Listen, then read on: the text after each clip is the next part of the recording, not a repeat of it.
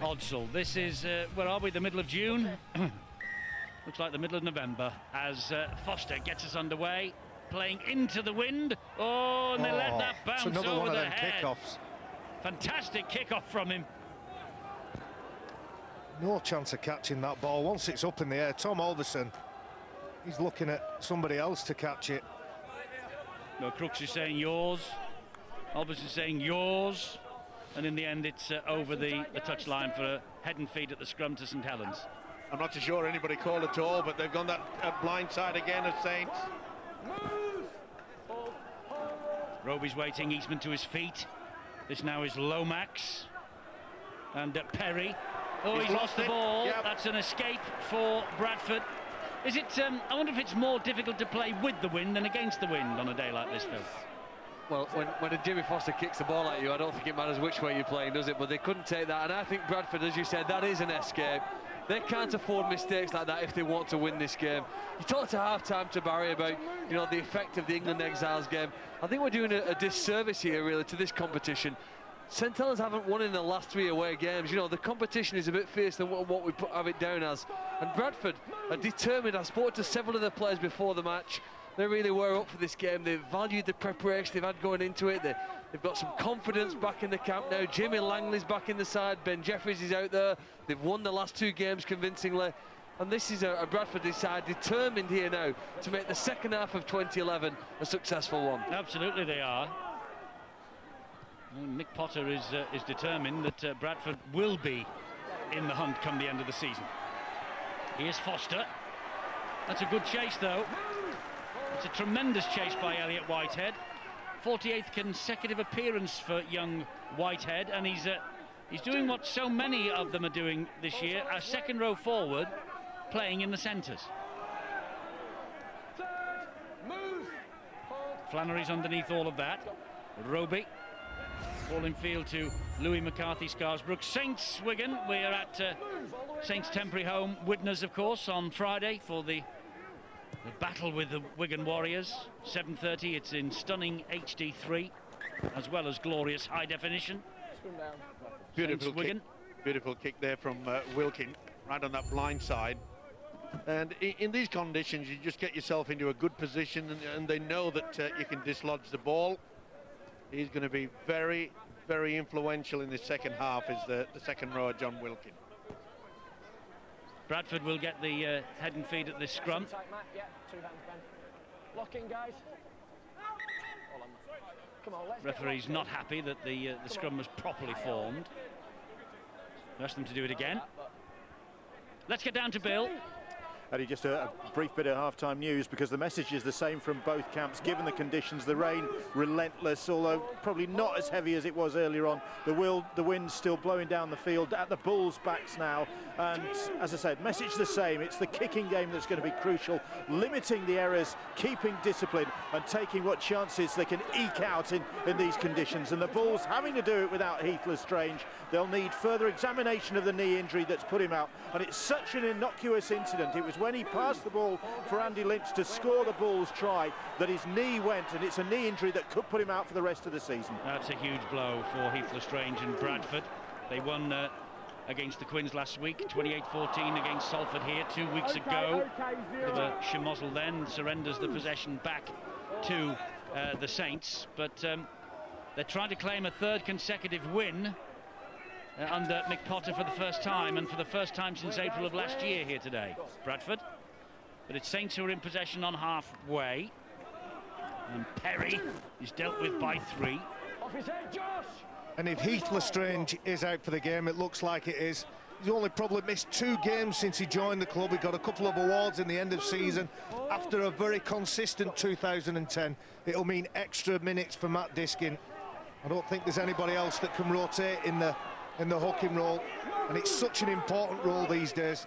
Indeed so. No one to rotate with it here tonight, but looking further down the track, maybe Mick Potter, and he's no stranger to pitching youngsters in, maybe he'll give a chance for the rest of the season to the outstanding Adam O'Brien, who is getting rave reviews in this particular part of the world. Well, they took a chance then, Bradford, but they came up with the goods. Oh, it's pretty strong defence as well. They've got to try to take it, and that really was good by the winger to flip it back in. Yeah, Jason Crooks did really well then, and Arvan did well to hang on to it, but that's the third tackle we've just seen, and look where they are, only 10 metres away from the line. Diskin might get them a little bit further downfield now, but only as far as Flannery. Will they kick 9 early? metres, to be fair to him.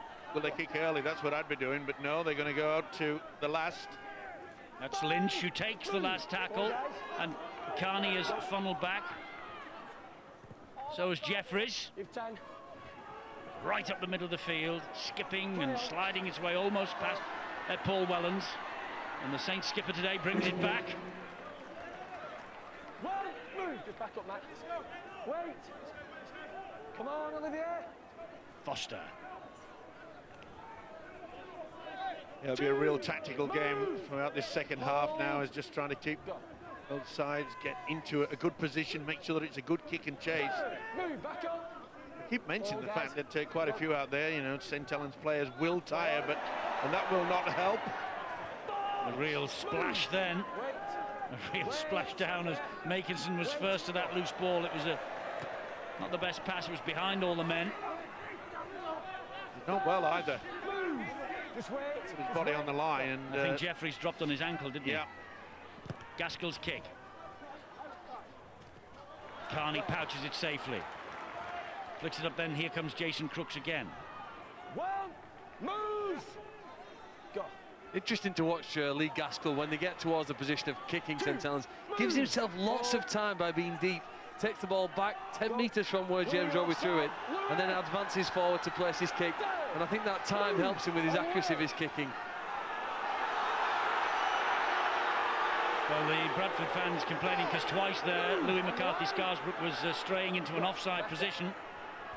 The referee spotted him first time, gave him a call. That's why he didn't get involved in the tackle. That's a good kick, though, from Bradford. And here's Makinson with work to do. Herbert's after him.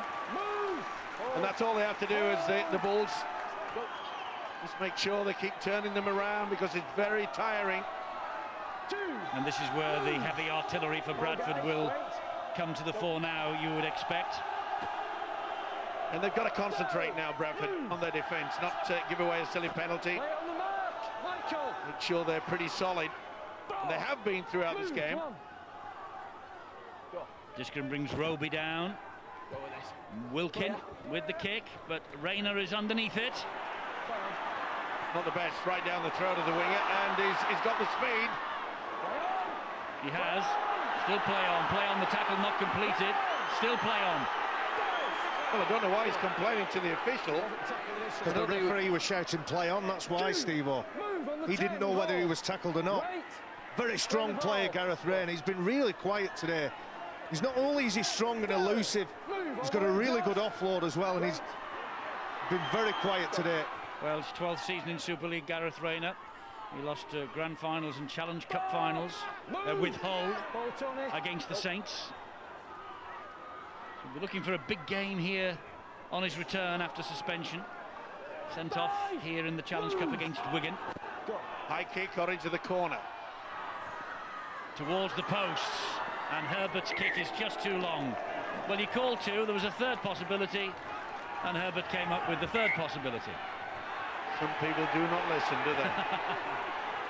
Send him a letter, Steve-O. Send him a letter. Nice to dribble it through, and hoping that perhaps they'd get another set of 6, but just a little bit too strong. But that's the one thing that Mick Potter will be very, very pleased with about the Bulls' defence today. Early in the season, they were all over the shop, but they're working as a unit now. Move, line, guys. Wait, let's wait. Go. Roby again, right on halfway. He showed it to Perry and took the responsibility himself. Look at that, though. He still makes 5 metres in it with 3 defenders around him and plays the ball quicker than they can recover. He's a physical. While running backwards, Phil. He got away with that, Bradford. It was a bit of a loose carry here by Gaskell, and then it was knocked backwards. Bradford have it back. Rayner again. It's turning into a real arm wrestle, and sadly, I think you'll find whoever comes out to be the victors tonight, it'll come from an error from the opposition. Silly mistake. give away a penalty. Carney. That's the last. Diskin looking over his shoulder, looking for Jeffries or Herbert. Jeffrey pops it through the middle. And picked up by Lomax. I think that was a poor option. I'm not sure his coach will appreciate that from Ben Jeffries. A hole opened up. James Graham looks like he's coming back on for his second stint. Ben Jeffries, a hole opened and he just dinked it on the floor. Territory and position will be the order of the day. You already heard the coaches call it at half-time. Bill got the message off them. They just want to get as far up the field as they can. And Pulatua steps out of the challenges. Gets the ball away to Eastman. Was he tackled without the ball? No, he wasn't. Put down as a knock on. He's appealing he was. Well, 50-50s, you can't really blame anybody on that one. He was just committed there. Could have gone either way. He's gone for the option of a knock on. He was furious. I don't think he's too impressed either. 2 hands. Stay. Out. 6 of his team in the international on Friday. Only Francis Melly missing out. He doesn't back up. Roby playing on with that fractured eye socket on medical approval. James Graham's back out there. I don't think I've seen John Wilkin leave the field yet. What an effort from him and Pulatua, who was there for the Exiles. Well, in that position, in dry weather, you'd want to keep the ball going across the 3 quarters, but you just can't afford to do that. Oh, that's another error. Graham picks it up. Flannery gets the ball away to Shenton. He's out there as well. Don't think he's been spelled today. I know we've had 11 minutes of the second half. Matt Diskin looks in a bit of discomfort, but I was just trying to see whether either team had changed shirts for the second half. In the bad old days, everybody used to take 2 kits. You'd go in at half-time, wet through, you'd start shivering cold. It doesn't look like either side have changed strips. So I suppose in June you say it's warmer rain than it was in your day, Barry, eh? No, but marginally today, I'll tell you. I told you I'm from Oldham. I enjoy the rain. Well, that's a wild pass from Lomax. Wellens picks it up, but look at the amount of ground they've lost there. All the experience in the world from the fullback. I don't think St Helens want to play, do they, in this conditions, this style of rugby at the moment. And that last play where they passed it behind the man, the second time they've done it in the second half is an example of it. John Wilkin kicks it downfield, but this isn't their sort of day. This isn't their type of weather. It'd be a great test to see whether they can adapt really to the conditions in the remaining 27 minutes. Well, it surprised me that the Bulls in the second half, we keep harping on about this very strong wind, that most of their kicks have been pretty low, when really you've got to give it some height and it'll just hoof 30, 40, 50 metres downfield. A lot easier than getting the forwards to take you down there. Diskin again turns the ball infield to Craig Kopchak. Penalty here for Bradford. Diskin has got all the experience in the world. Smart move, wasn't it? He's good at that, Diskin. He's done that all through his career. Marker's not square, not ready. He knows where he's going.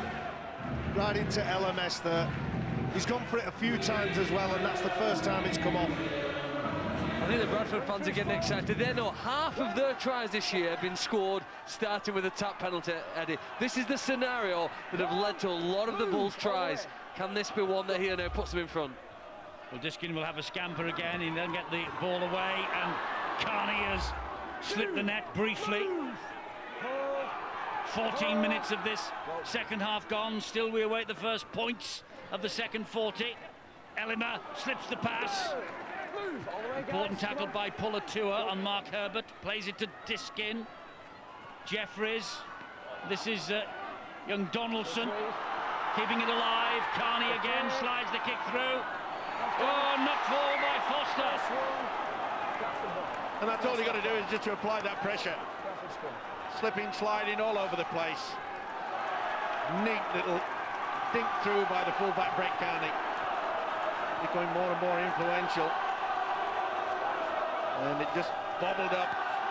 Really difficult for the winger Jamie Foster. He's just looked at himself on the big screen. He wasn't too impressed with that, but there are mitigating circumstances for all the players out there tonight, not just Jamie Foster.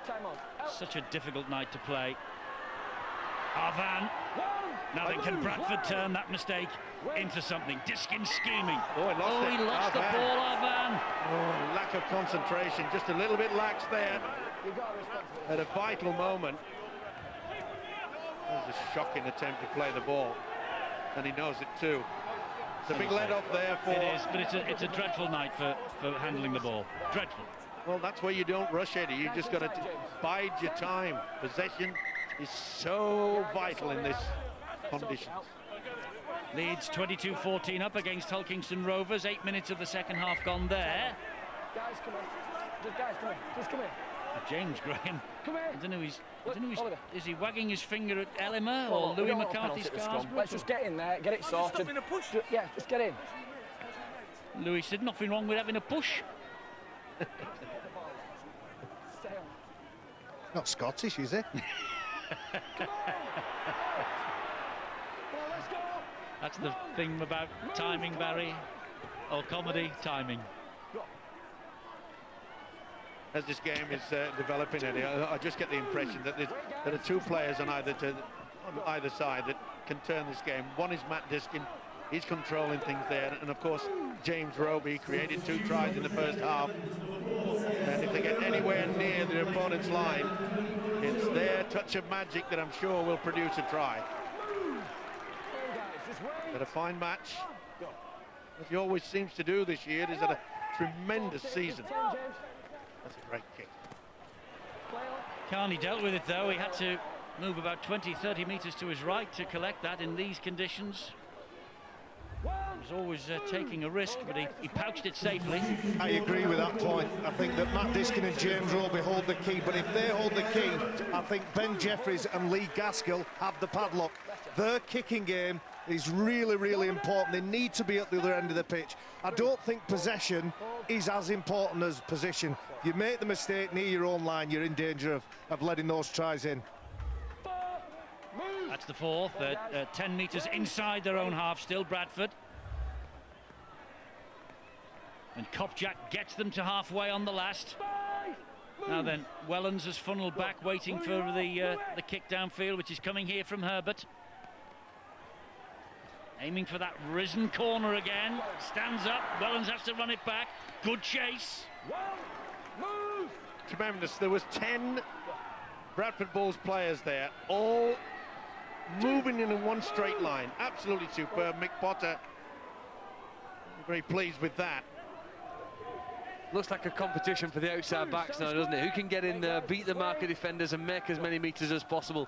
That's how both sides are going forward here. The inside pass to John Wilkin. Wilkin wrestling with those two, trying to hang on to the ball as well, which he does. Roby.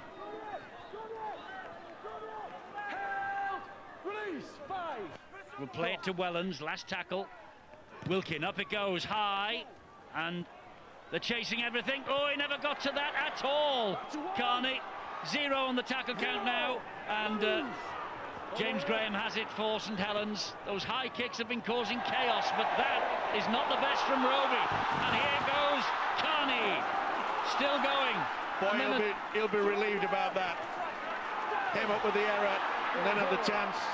That was great work, wasn't it? He was knocked out by Elliot Whitehead, I think. Referee must have said it went backwards. He grabbed the arm, did Whitehead. It was smart thinking. Am I the only one that doesn't like that when you see players reaching around the play of the ball, trying to knock the arm of the dummy half? Well, it's all part of the game, and in these conditions, it's a good option. Great work from Diskin. Oh, it came back. Stolen. Would you kick at goal here? Well, yes. With the wind behind, you might. Yeah, I would. You would if you didn't have to make the kick. It's a tough kick for the kicker. He's having a look at it, isn't it? McCarthy Scarsbrook is the man that ripped the ball. I know they're desperate to get possession, but that really was a foolish act. Well, remember, as the kicking tee comes on for Patrick Arvan, he missed one in front of the post after one of the tries that Bradford scored. Oh, it was a penalty, wasn't it? It was a penalty in front of the sticks. Was that 20 metres out? Then this is what, Yeah, 35? Well, 37 maybe. Wouldn't like to buy a carpet from you, Phil. If it gets the height, it's you can see the wind there. This is vital. Well, I will you're dispute. right, you're right. I'll dispute that. I'll dispute that's 35. Doesn't matter. It's in off the post. Bradford sneak ahead. 14-12. You think that was the right decision because there won't be many points in this second half. No, you're right, Eddie, and that's when you talk about discipline. And I'm afraid that the prop forward, Louis McCarthy-Scarsbrook, foolishly right in front of the official. And that is a vital 2 points, and he knows now he's got to try to clean the slates and get back into the game. But can they get the possession? These awkward kicks again. It was pouched well in the end. We've had an hour of the match, and Bradford are just ahead. And at the moment, looking the more likely to score. And Diskin Smart is having a tremendous game from dummy half. He's pinching yards, and he's forcing the referee to blow the whistle for the penalty, which is absolutely right. And it's Louis McCarthy-Scarsbrook again. picked him out. Second occasion. Well, what would this win do for Bradford's season?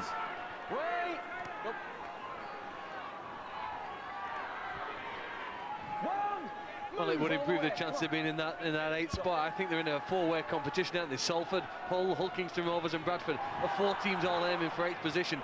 And the effort tonight from Bradford, whether they win this game or not, there is no question their commitment here today has been fantastic. At times, 1 or 2 players have let them down, but they're edging closer here now towards the vital scoring area. Here they are, and they're edging closer to that important 3 wins in a row under Mick Potter for the first time. It would do wonders for their confidence. And you know that penalty kick that's put them into the lead, it's boosted their confidence. They're trying all different things, just a touch too long. Yes, Herbert, another kick that went too long. Got to get back and make sure that they can get their defence sorted out. That has been a key issue. James Graham's a real hero. James Roby, rather, a real hero tonight. He's taking it forward. And he's got this problem with the face, that his face has been quite numb all week from all accounts. And he just put his hand up yesterday at training, apparently. He was very doubtful, but in the end he said, look, I'm fit to go, I'm good to go, I'll play. And he's been out there from start to finish so far. Well, years ago they used to say you're either tough or daft. I'm not right sure which. But he's had a great season. And if there's anybody in the Saints jumper that can turn this game around, he's the one. There he is again, hands on the ball. Back it comes to Wilkin. Up it goes again. This is the thing that's caused trouble for both sides. Whoa, dearie me. Wellens right over the top of Carney. Full marks to Carney. This is brave. Bang. Oh, very brave indeed. Oh, he juggled with it there. What a take. Oh, what a collision.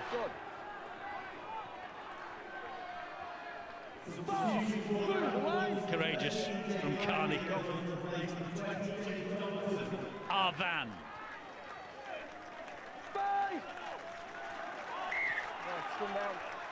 And how's that ball come out? The referee said it's come out and it's a knock-on, I think, against Bradford. It's head and feed to St Helens, it is. Well, Patrick Arvan's come up with 2 handling errors here that you spring to mind, don't you? Close to the St Helens line, he lost it on play 1. I think he's lost it inside. Did that go back? Well, the referee says no. I thought it went back because I thought he was trying to flip the ball out there, Phil. Either way, I think it was an attempted offload. It wasn't a mistake. What's this? He's trying to get rid of it, and well, that went backwards. Nice and tight in, James. Out.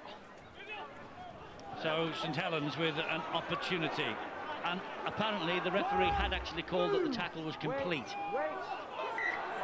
And here now he gets a knock on against Jamie Foster. Have a look at this. Watch Patrick Arvan hold the arm. You can see it there. That is the plant arm. You will put that down to play your ball. That's how Jamie Foster loses that ball. He's not allowed to put the hand down that will steady him to play it. Let's get set up. Crafty, or is it kidology? Either way, it's a let-off for the home side. And all those players out there, they must be tiring now. It's. I think they all will be, even if they haven't played in the exiles. Yeah, it's been a tough one. Move! Soliola's carried on as well, hasn't he? There's some big efforts this weekend from all the players of the Engage Super League, all the 34 anyway who were involved in Friday. That was a dodgy play, the ball. Yeah, kicked it forward first. Civet. Oh, you've accidentally played the ball forwards. You played the ball forwards. It's another invitation, isn't it, to St Helens here? An incorrect play, the ball, it kicks it forward. Perhaps it should have been a penalty, but He the said it was referee... accidental play, the ball. Yes. I'm sure none of them played forward on purpose. No. Set up, lock in. I don't think it makes much difference anyway whether to St Helens in this specific minute, whether it's a penalty or a scrum down. They're still going to get possession inside the half of the field. Well, Yeah, but they could have start. kicked it 20 Yeah. metres further downfield. That's the difference between, and Exactly. position now in very wet conditions. 28-14 at Headingley. 20 minutes to go. Here's Gaskell. Been a good contest between the youngster Lee Gaskell against Ben Jeffries, who will blot each other out throughout the game. That's a good hit from Kopjak. It forced a hurried pass. It's forced them to go back. Oh, back to 6. It Yes. should be. It is. It is. With Wellens, he'll hang on. Plenty of experience there from Wellens. 14th season in Super League. Paul Wellens, one of the outstanding figures in the competition. Just hard work from the forwards now, get themselves into very close to the line, and we keep mentioning the fact that James Roby has got the key. Gaskell nearly through. Important tackle by Civet. Roby again. They're coming down the short side with Lomax. This is to Soliola. Good tackle by Whitehead on him. Roby again waits. Tries to bamboozle everybody. And the head of the Bradford defender right in the face of Roby then. Lomax comes up with the error. To be fair, it wasn't the best pass. He was standing very, very deep, but it was going above his head. And that is the last thing that a coach wants from his players. Make sure it's square marker. Couldn't control it. Well, it's a day that has not been for the faint-hearted. Lock in. And let's get some injury news from Bill.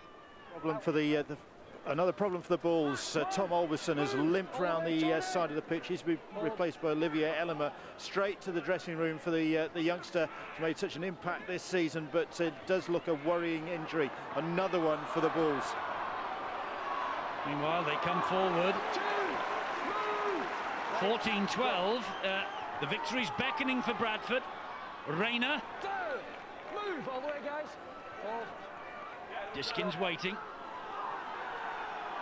Here's Langley. Move. Hold.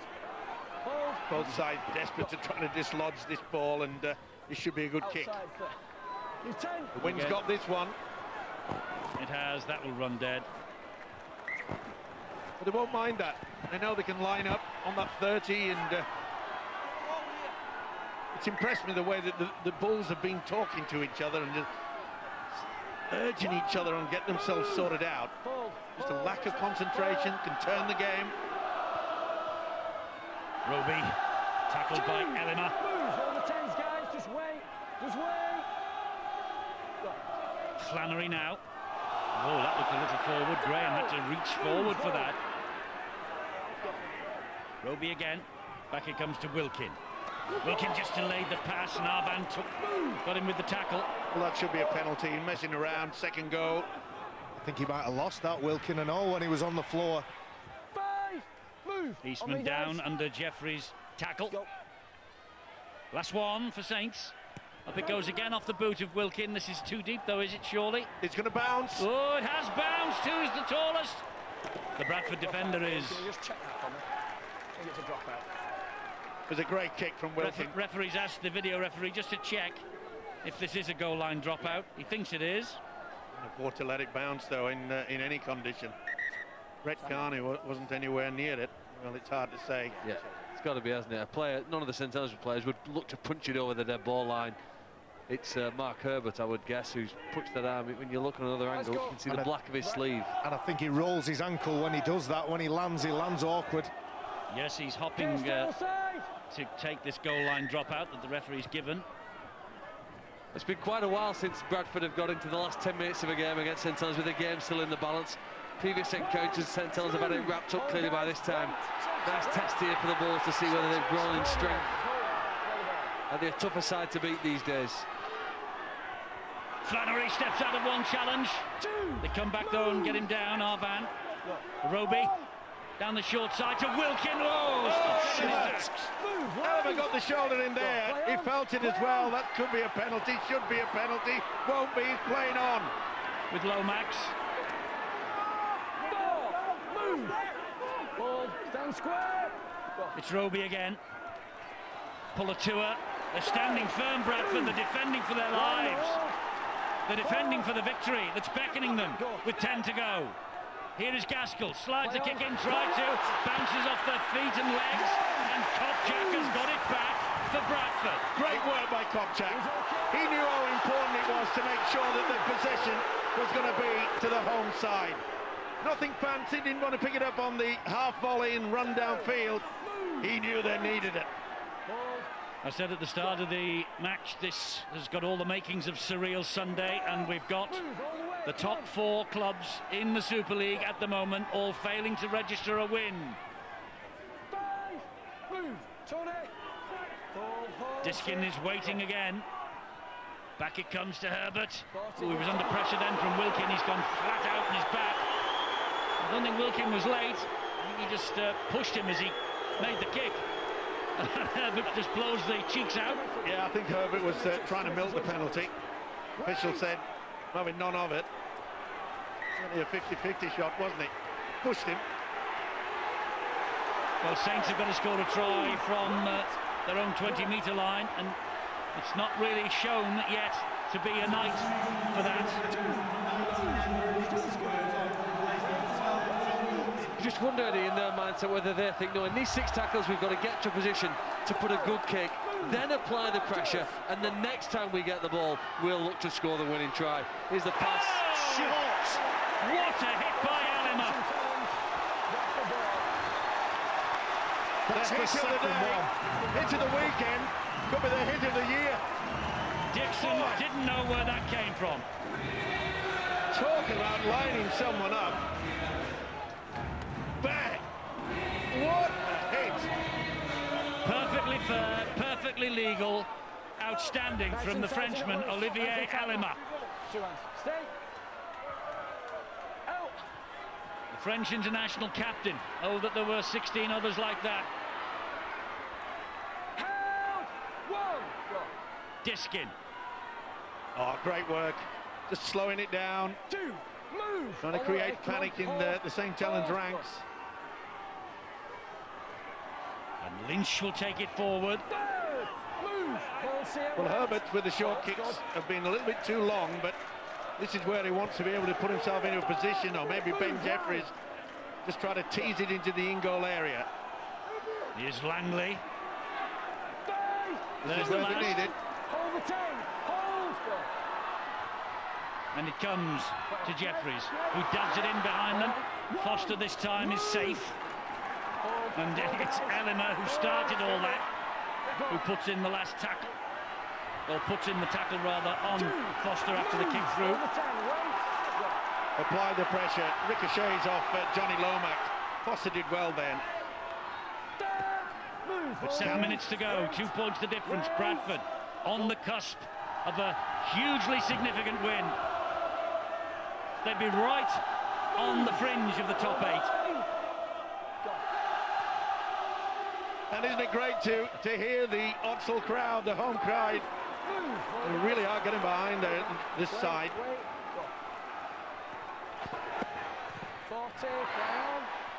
It's a charge down, it's a play on, and Jeffries paid back with interest. He nearly did a somersault. Jeffries said, hang on, It should have been Element that he should have been going for, not me. Where are they getting the energy from? Elliot Whitehead. I bet Ben Jeffries was looking for the number plate of the truck that's just smashed him. Herbert gets the ball in field to Langley. They're creeping closer. There's the number of the truck. It's got a big 4 on it. Jeffries wide to Patrick Arvan. Oh, lost it. No advantage. He'll set the scrum down. Will James Child. Shocking conditions, and I'm going to give a little bit of a tribute to all these players. They've tried their damnedest. At times, some open rugby league football, but really always been in the forwards. Always going to be, wasn't it? Yeah. Well, the one thing St Helens want to do is a quick play of the ball, Eddie, perhaps finding markers offside and the penalty. So Bradford's defence, controlling the man when he runs into you, is the key to winning this game now. Making sure you make good contact. Look, 2 or 3 men have got him. Control put down, markers back in position, and all the defenders onside. If they continue to do that, they win the game. Oh, Soliola's dropped it. Mark Herbert has it back for Bradford.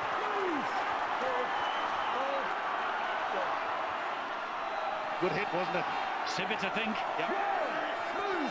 Steady the ship down, and there he is. Has Langley lost that? The Saints are appealing he has, and they disagree, the officials. Matt Diskin will be saying, take it steady, I'm in charge. Who wants to take it next?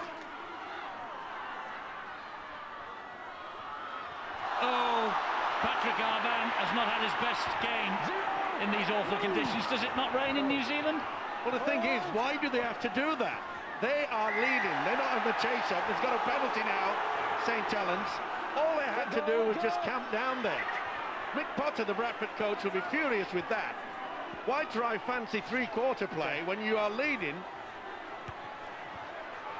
I have to say it again, I don't like that when players lean around to play the ball. I know it's in the rules, Steve-O. Well, the penalty was given because there was a touch of dissent and maybe a touch of ungentlemanly conduct by Olivier Elemer. He threw the ball away after the scrum had been ordered. So here comes Polatua. And it's given Saints a sniff of a chance here. It has Roby, Lomax, and this is Gaskell here as well, and this is Shenton! Well, the second opportunity that Shenton's actually touched the ball in the second half. Dixon. Roby's the key.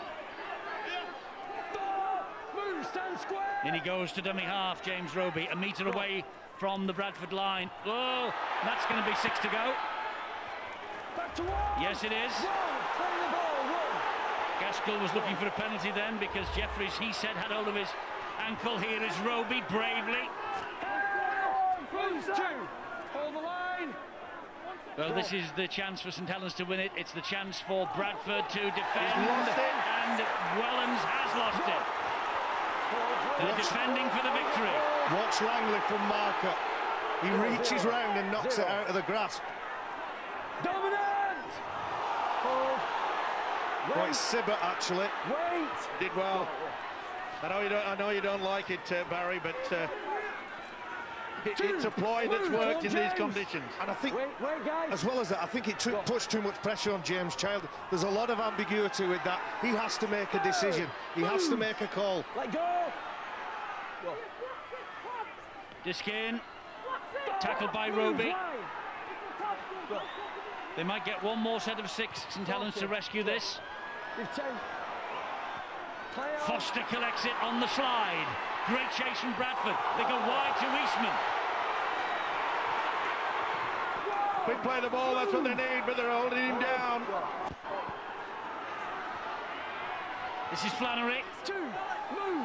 2 minutes to go. 2 points the difference. Saints coming forward, looking for the victory. Eastman loses the ball. That should do it. That should do it. There's no advantage. They'll set the scrum down. And the clock will keep ticking away, and you can hear the crowd lift as James Child pointed towards the home side of their head and feed. Come on, we're not playing. Well, Bradford will be in no hurry here. Saints will be. The clock is held with 1 minute 36 seconds remaining. I wouldn't be surprised if they kicked the ball early here. Try and get as far as they can up the pitch. The longer you've got it, the more the chance of you dropping it.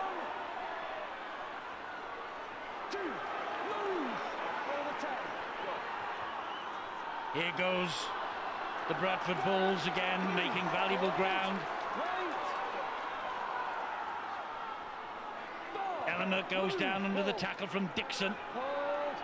And Ellimer will take his time getting to his feet. There's Diskin. Langley. He is playing on with some rib damage, Jamie Langley. He goes down and grimaces, holds his rib cage every time he gets tackled. The kick is over the top of Foster. It will run dead. This will be the last hurrah for Saints then. Got to get on with it. It's got to be a kick and chase. Carey's gone very deep indeed, and rightly so. It's got to be a kick over the top. Wingers have to drop back now. Here comes Pulatua. Bradford 30 seconds away from their third consecutive win under Mick Potter for the first time. Here come the Saints though. Vital tackle that. Shenton. It's got to be high. 15 seconds to go. Graham. And Gaskell stabs it through. Claims he was taken out. Oh, the referee says he was! They'll go for the two. The crowd here have gone absolutely mad. The Bradford fans are saying, go to the screen, said Ellimer. Well, from up here, that looked harsh. Yep. Gaskell dribbles it through, but I think you may find is it... It was. Andy Lynch and Steve Hall. Yeah, it was Lynch. He definitely moved. It was Lynch and Kopjak, and Gaskell was the meat in the sandwich. Yep, he's got it right as James Child. You can see there, that was a deliberate lunge with the shoulder. It's a big call in the last seconds of a game to give a penalty. But the arm moved as well. There was he moved towards him and then the arm came up. He offered James Child nowhere else to go. Well, he's done this once or twice in his time, hasn't he, already, Jamie Foster? I remember him kicking a goal in the last minute to rescue a point earlier in the season. He also kicked a late goal against Castleford on Easter Monday for a 22-20 victory. And didn't he kick a goal for a draw earlier on at Hull? Well, here he is with a chance to kick another goal for a draw at Bradford. And this, I think you have to say, will be cruel luck on the Bradford Bulls. Talk about pressure. He looks calm.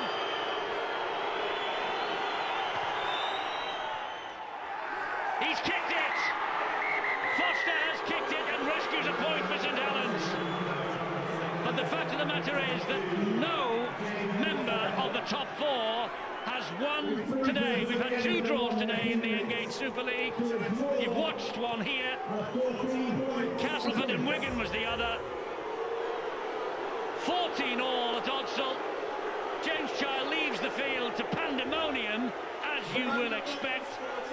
But it was a fair decision, to be fair to the referee.